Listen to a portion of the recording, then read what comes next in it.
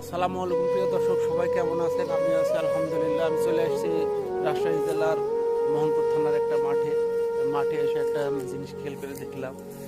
এই যে আপনার এবারে ছিল সরষের জমি সরষে কাটে নেওয়া হচ্ছে। কেটে নেওয়ার পরে এই যে আপনার অনেকদিন পর দেখলাম যে গরু চড়ানো হচ্ছে মাঠে। গরু চড়ানোর দৃশ্যগুলো অনেক সুন্দর লাগে, এখন আর দেখা যায় না।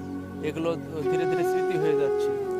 মাঠ ফাঁকা থাকে না, এখন আবাদে ভরপুর মাঠ, ওই জন্য এই গরু চড়ানোগুলো দেখানো দেখছেন, কত সুন্দর লাগছে।